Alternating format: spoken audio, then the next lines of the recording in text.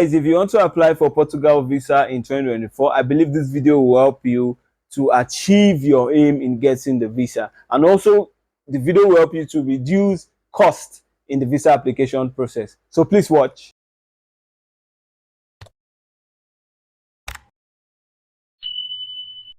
Hello, welcome to my channel Visa Talks with K. So today we'll be talking about how to apply for the Portugal Schengen visa. We'll be giving you a detailed step-by-step guide on how to apply for this type of visa, and also I'll be sharing with you tips on how to save costs during the application process. So stay tuned. If you are new to my channel, please subscribe. Please also share with people far and near, so that they can also gain from this information that we are sharing on this platform. Let's begin. So first, the Portugal visa submission process has to be done through VFS. VFS is a third-party company that has been licensed, approved by the Portuguese embassy in Nigeria to collect applications on their behalf. So you can either choose Lagos or Abuja. And for you to access the services at VFS, you need to book an appointment online. So you need to book your visa submission appointment online. Then also you need to pay a fee. As you're booking, you need to pay a service fee of around 48,000 naira approximately for you to be able to access the service at the center. So once you've been able to book the visa appointment, and the next thing for you is to proceed to the visa application center to get your visa application document submitted. So the things you need to submit alongside other documents includes: one, the field visa application form, which you can download on the VFS website, print out. Once you print it out, then you can fill with your hands and fill out the appropriate information there and sign. So after that, you attach your passport photograph. That should be recent 6 months. The dimension will be 3.5 cm by 4.5 cm. Also, you need a flight reservation and hotel reservation. This can be easily done online. You can go to the flight, an airline, the website of an airline, to make a reservation to your destination with the date properly checked. Also, the hotel reservation, you can try out booking.com to get a conformable hotel reservation. Of course, you can do this thing cheaply without not making any monetary commitment or paying in any way. Also, you'll be needing a travel medical insurance. Usually, for all Schengen applications, it is mandatory that the travel medical insurance covers a minimum of 13,000 euros in terms of the risks. So the coverage of the travel insurance, you have to ensure that it can cover a minimum of 30,000 euros, because that is mandatory when you're submitting your application, particularly again for Portugal Schengen visa application. Then you need 3 months bank statement, recent 3 months bank statement with a good closing balance. I always advise people that if you want to apply for visa, of course, you need to prove that you have enough financial resources to cater for the trip. So a good closing balance for a single application could be around 6 million, 7 million. Of course, these things are relative. It's not like it is but it's not like it is standard, but I will always recommend very good closing balance, so that you can at least open that space for the chances of getting your visa. So opening a positive space for your visas to be approved. And of course, you need to submit other socio-economic documents to prove your case. So for instance, you need to submit employment letter. You need to submit a letter of introduction from your workplace. You need to also submit recent 3 months pay slip to show that you're a salary earner. And for you that you're a business owner, you can just attach your CAC document. You can attach receipts for your recent sales within the last 3 months. All these also would provide evidence to say that you are a business owner. So of course, your CAC documents would include the business certificate and that other version that clearly states your position in the company. Supporting documents like your marriage certificate, copies of your landed properties, your shares, fixed deposit, what's it called?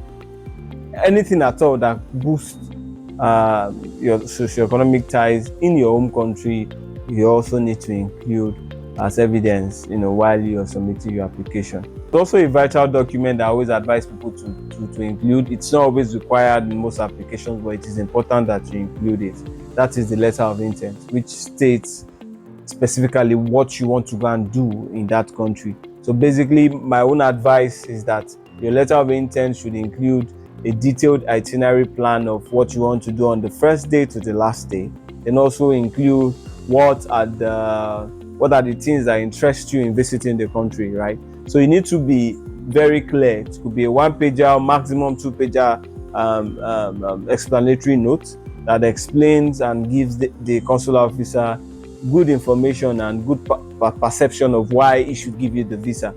Because most of these visas, even for the Schengen visa, you are not required to attend an interview, right? So this particular letter serves as a mouthpiece, so it's very crucial that you put that in your letter, in your application rather, so that it can influence or better still give you a good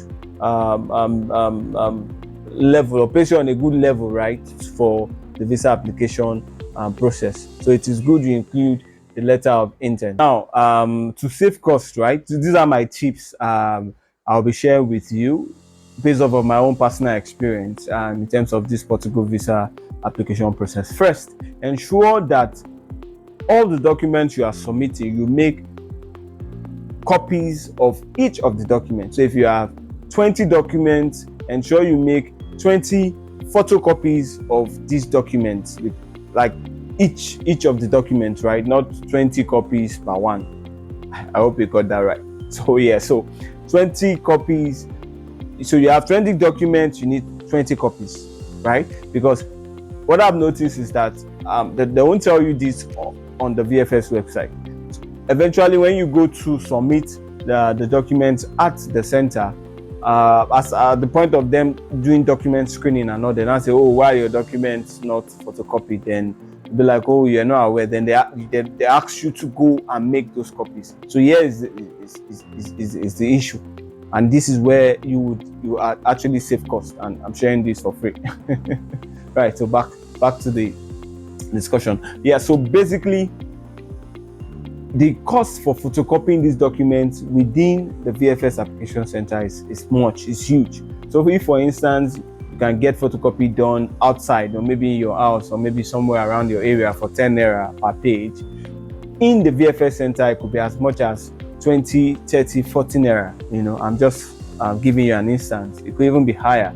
So why not make those copies right from home rather than going to the visa application center to make these copies, and saves you money basically, because if you make those copies at the lesser fee, then of course you're saving money, right? So this is my first tip for you. Make photocopies of all your documents, just single copies. And for your passport data page, you make 2 colored copies. So you can do other documents black and white, but for your passport data page, you make 2 copies of that colored copies. Also, I noticed that once you get to the document screening center, or the desk rather, and you have not photocopied your documents, once you go out, you miss your chance. So when you come back, if you meet 20 people in the queue, then you have to be the 21st person. So I mean, again, that's waste your time, right? So basically, it's good that you get all this. So when you get to the document screening, it's almost automatic. Oh, check, and you proceed. So you save cost and also saves your time. One thing I've noticed based on my personal experience is that some persons, of course, in filling the visa application form, it could be tricky. So some information you don't feel well, and you end up making mistakes.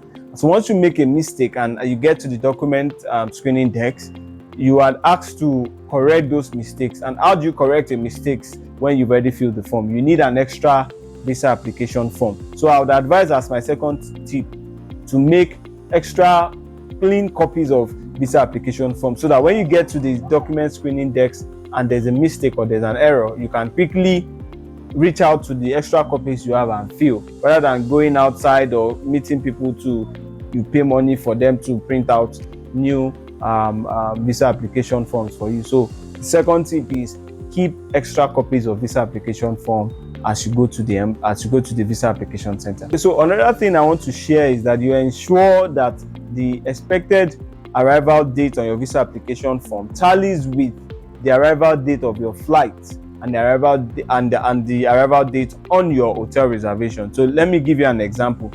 Usually, for instance, if you use Ethiopia airline, and you're traveling to Lisbon, you don't get there till the next day. So most people actually put their departure date from Nigeria rather than their arrival date in Portugal, right? So it's tricky, right? To ensure that it's the arrival day, so you get there a day after. So if you're traveling on the 14th, for instance, you get there on the 15th. So the arrival date is 15th, not 14th. I know it's as simple as that, but I've seen people make those mistakes and they also delay them in the visa application submission process at VFS. So ensure that these dates tally, and of course also ensure that it tallies with your travel insurance, so that everything, the hotel arrival date, your flight arrival date, then the date of your travel insurance, ensure that these details tally so that you don't get delayed, or you don't get to spend extra money at the visa application center. Okay, so guys, I believe if you note down these